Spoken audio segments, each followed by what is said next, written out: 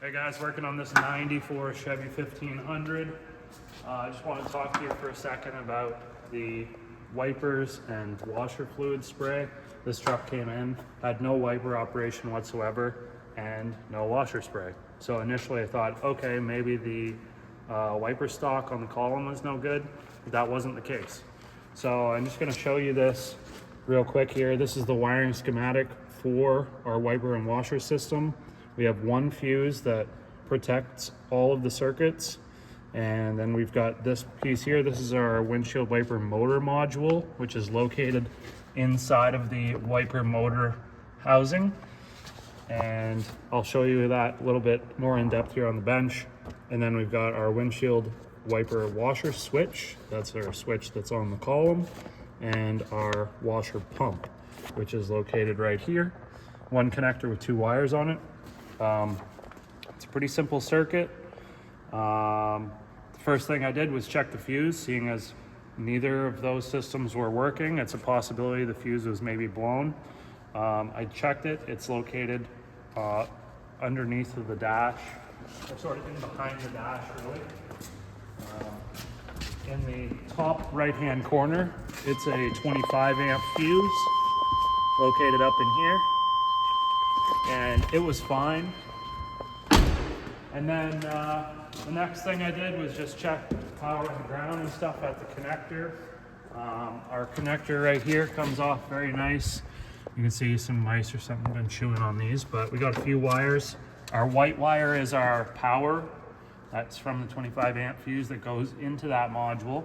And then the power is distributed between the electrical wiper motor, and also it feeds power to our washer sprayer, and it does so through the gray wire.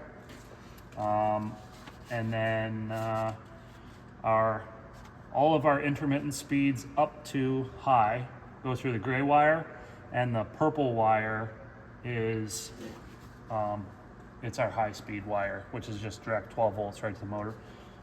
The black wire is our ground, and the orange wire is our feed for our washer pump.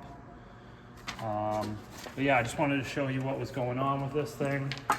I had, like I said, I had all my power and grounds, and as I would move the switch, my voltages would change. All was good. Pulled this board out, and lo and behold, we have a burnt up circuit board tracer. So that was my issue. Went to the junkyard, got another one, and all is good. It works great now. There are different modules. So if you have a black connector, that means you have intermittent wipers. If you have a gray connector, it means you just have standard, I guess, on and off. But or it would be 3-speed maybe. I'm not too sure. But this just slides in here like so. And then you'll find the cover sits on here. So you're going to take 3 screws off to take this cover off, which you can do while it's in the truck. You don't have to remove this whole thing. And they will be a T20 Torx. And then once you get this off, just watch. There is this plastic piece here that sits in the housing. It gets crusty and gets stuck in there. And there's 3 connections right here that go to the motor. So I just use a little flathead screwdriver and sort of work that up, and then this pops out. So it slides straight out. A couple fingers here that run on this. This is sort of like our position sensor, if you will. So there'll be like a blank spot where the electrical contact ends, and then where it begins. So not much to it. Like I say, you can pull these out and take a look at yours if you want. Also, I will show you how you can take your wiper arms off in case you need to get in there. They're actually very simple.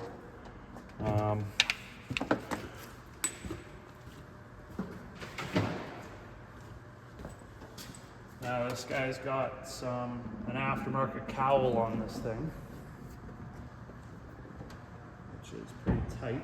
But what you're going to do is, first off, you're going to lift the wiper arm up like this, and then there's a tab located right here that we just pull out on like so, and then that allows us to remove the wiper arm from the wiper shaft. And you can see it's like a keyed shaft, so it has to go in one spot. Just be careful this doesn't like slap back down or pinch your fingers or nothing like that. And then for installation, very simple, you just make sure it's seated and push that back in and you're good to go. Now the adjustment for these arms itself to move one or both arms is located underneath of the cowl. You'll see the two rods that connect the wiper arms to the actual motor.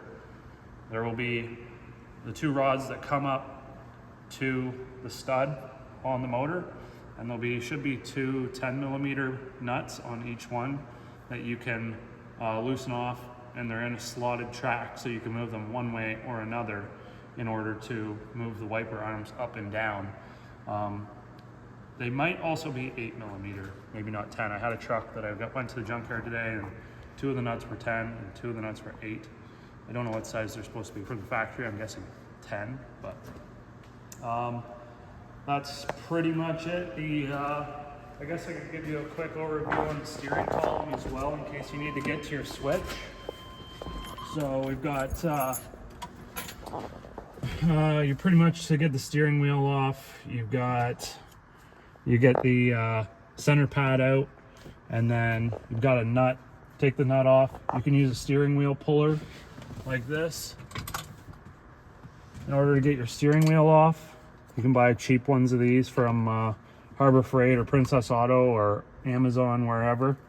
And then once that comes off, you'll find that there's a plate, or in this case it was actually 2 plates that looks like this that'll be on there.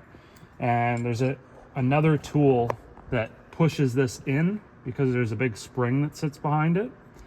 And the reason we need to compress that and push it in is there's this ring, this circlip that sits in this groove back here that basically, once it snaps in place, it keeps this disc from coming off. So push it in, take this off, then this piece should come off. Now mine, in this case, there are some small Torx screws. There was 2 of them holding this outer ring in. And any other videos I found online, they didn't have this plate. So mine does. It's a 94.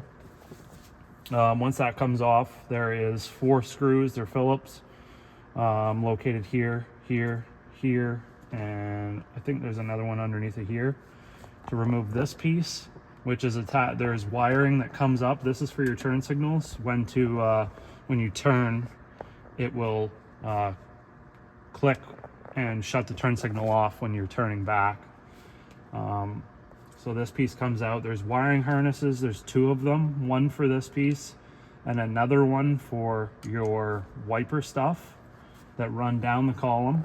You can unplug them underneath there to buy yourself a little bit more room on the wiring harness so that it can come back out towards you. But yeah, once you get those 4 screws out, you can pretty much pull this off. There is one black arm that sort of sits in here as well that just comes out. But yeah, just pay attention to where everything comes apart. Take pictures if you have to, because it's crucial that everything goes back together properly. You don't want to miss something or put something in wrong and break it somehow. But yeah, the wiper stock itself is very, very simple. You've got all your different speeds, and then the washer itself is just pushed forwards.